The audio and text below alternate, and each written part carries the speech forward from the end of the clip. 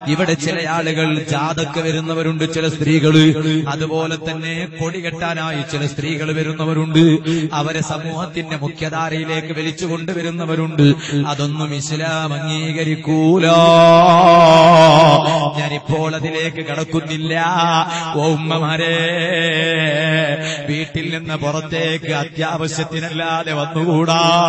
ഇനി വരുമ്പോൾ തന്നെ ശരീരം മുഴുവനും മറക്കാതെ, മുഖം മറക്കാതെ, ഔറത്ത് മറക്കാതെ, മാറ് മറക്കാതെ വന്നുകൂടാ.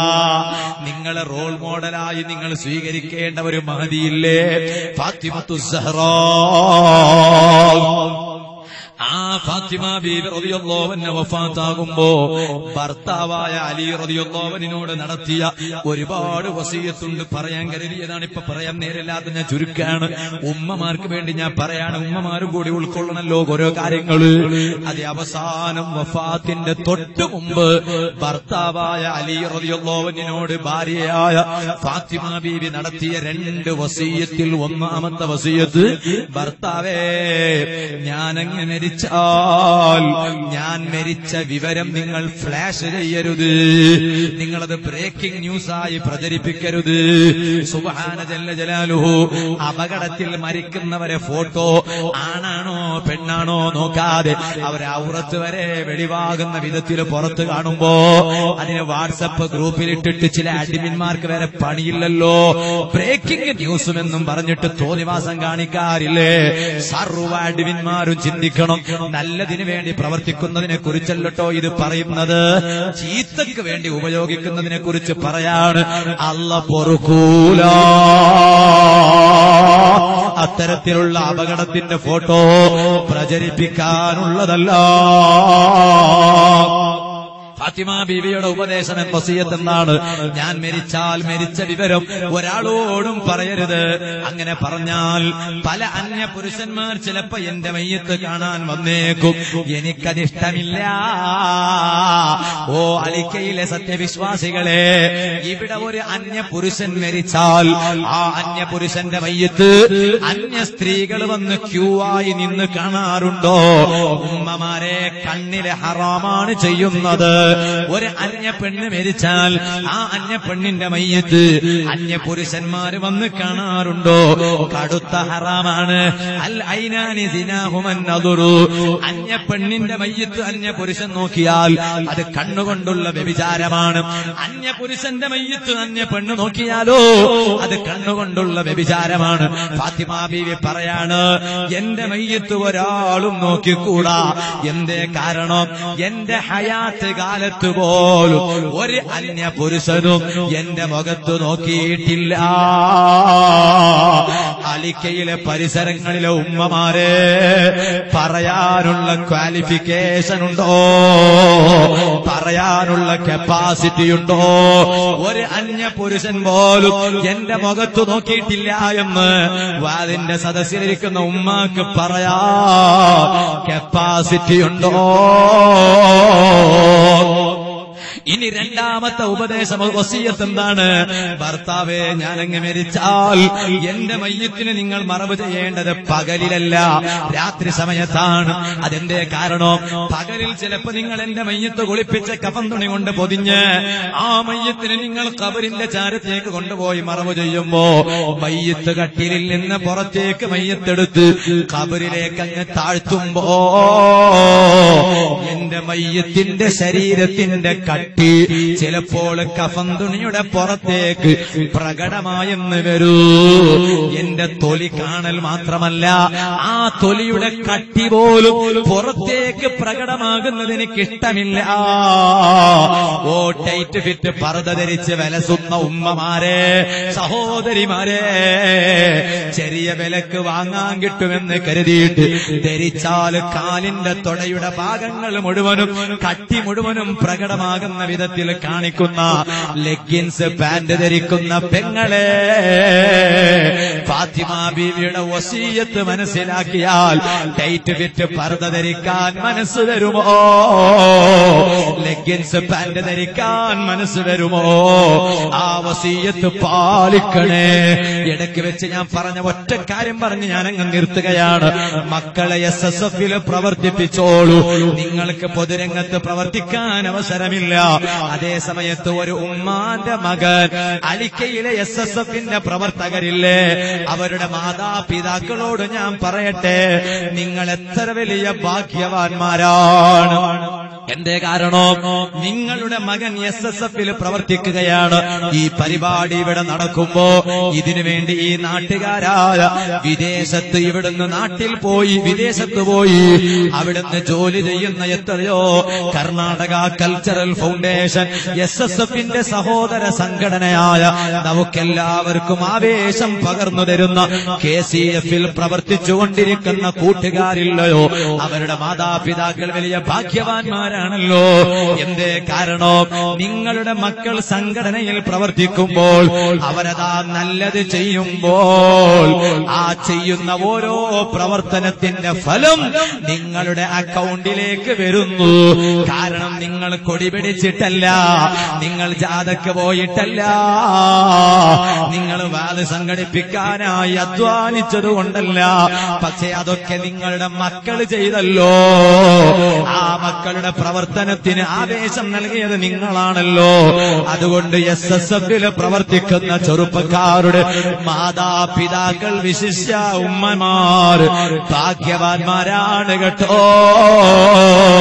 അതുകൊണ്ടാണ് അലിക്ക എന്ന് പറയുന്ന ഈ SSF-ന്റെ യൂണിറ്റ് പ്രവർത്തകന്റെ ഉമ്മ മരിച്ചാൽ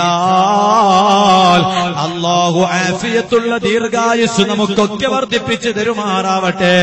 പക്ഷേ റബ്ബിന്റെ ഖളാ അനുസരിച്ച് മരിച്ചാൽ, SSF-ന്റെ പ്രവർത്തകന്റെ പിതാവ് മരിച്ചാൽ, അറിയുമോ ഉമ്മമാരെ, അറിയുമോ ഉപ്പമാരെ, നിങ്ങൾക്ക് വേണ്ടിയുള്ള മയ്യിത്ത് നിസ്കാരം നടക്കുന്നത് അലിക്ക പള്ളിയിൽ മാത്രമല്ല, നിങ്ങളുടെ പേരിൽ തഹ്ലീല് നടക്കുന്നത്, നിങ്ങളെ പേരിൽ ഖുർആനോത്ത് നടക്കുന്നത്, നിങ്ങളെ പേരിൽ അതേ ഖുർആൻ പാരായണം നടക്കുന്നത് നിങ്ങളുടെ സ്വന്തം വീട്ടിൽ മാത്രമല്ല.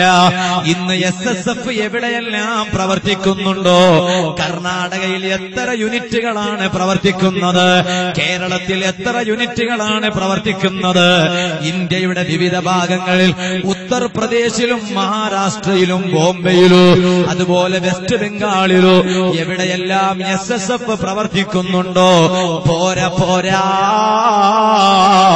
SSF-ന്റെ സഹോദര സംഘടനയായ വിദേശ രാഷ്ട്രങ്ങളിൽ പ്രവർത്തിച്ചുകൊണ്ടിരിക്കുന്ന കർണാടക കൾച്ചറൽ ഫൗണ്ടേഷൻ എന്ന പേരിൽ അറിയപ്പെടുന്ന, ഞങ്ങളൊക്കെ സ്നേഹത്തോടെ ഓമന പേരിൽ KCF എന്ന് വിളിക്കാറുള്ള ആ സംഘടനയുടെ പ്രവർത്തകർ അനുഭാവികൾ കേവലം UAE-യിൽ മാത്രമല്ല, UAE-യിലുണ്ട്, ഖത്തറിലുണ്ട്, ഒമാനിലുണ്ട്, ബഹ്റൈനിലുണ്ട്, അതുപോലെ തന്നെ സൗദി അറേബ്യയിലുണ്ട്, ക്ലീനസ്റ്റ് കൺട്രി എന്ന പേരിൽ അറിയപ്പെടുന്ന മലേഷ്യയിലുണ്ട്, ലണ്ടനിൽ വരെ KCF പ്രവർത്തിക്കുന്നുണ്ട്.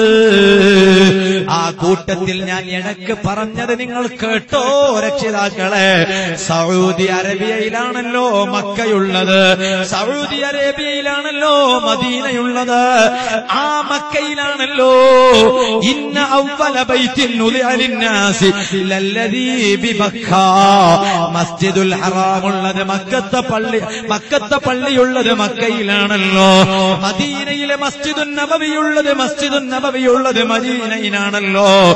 ആ മക്കത്തെ പള്ളിയിലും മദീനത്തെ പള്ളിയിലും അലിക്കയിൽ മരണപ്പെട്ടുപോയ ആ ഉമ്മാക്ക് വേണ്ടി മയ്യിത്ത് നിസ്കാരം നടക്കുകയാണ്.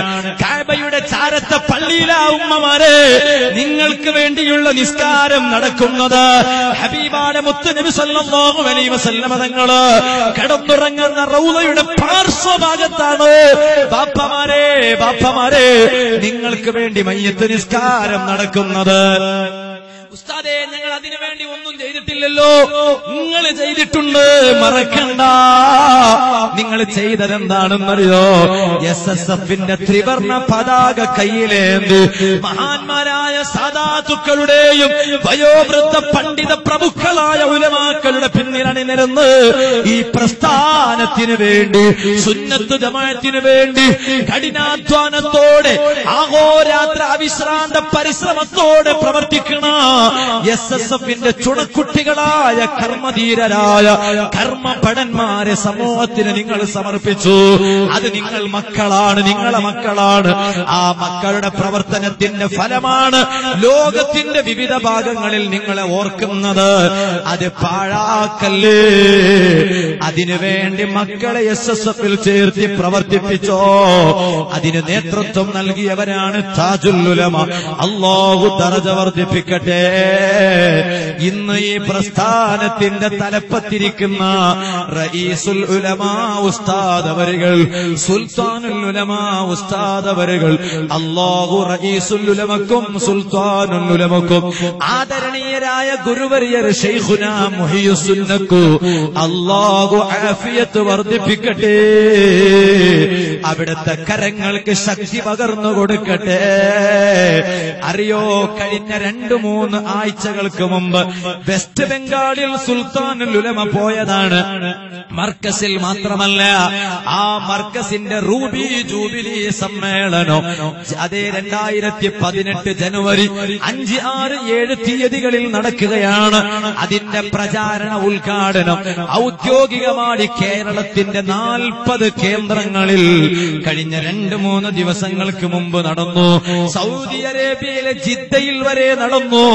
40 സഖാഫി പണ്ഡിതന്മാർ ഒരു ഹാളിലേക്ക് പതാക കയ്യിലേന്തിയിട്ട് കടന്നു വന്ന് അവിടെയുള്ള റൂബി ജൂബിലി സമ്മേളനത്തിന്റെ പ്രഖ്യാപനം നടത്തി. ഞാൻ ചുരുക്കട്ടെ, ആ നേതാവാണ് ഈ പ്രസ്ഥാനത്തിന്റെ തലപ്പത്തിരിക്കുന്നത്. വെസ്റ്റ് ബംഗാളിൽ പോയപ്പോ 2-3 ദിവസങ്ങളുടെ ഉള്ളിലായി 22 പള്ളികൾ അവിടുത്തെ കൈകൊണ്ട് ഉദ്ഘാടനം ചെയ്തു. ആരോളം വരുന്ന മതബൗദ്ധിക സമന്വയ വിദ്യാഭ്യാസ കേന്ദ്രത്തെ ഉദ്ഘാടനം ചെയ്തു. ഇങ്ങനെ ഒരാൾ ഇന്ന് ജീവിച്ചിരിപ്പുണ്ടെങ്കിൽ അത് SSFന്റെ നേതൃത്വമായ സുൽത്താനുൽ ഉലമയല്ലാതെ മറ്റാരുമില്ല. അല്ലാഹു ഇസ്സത്ത് വർദ്ധിപ്പിക്കട്ടെ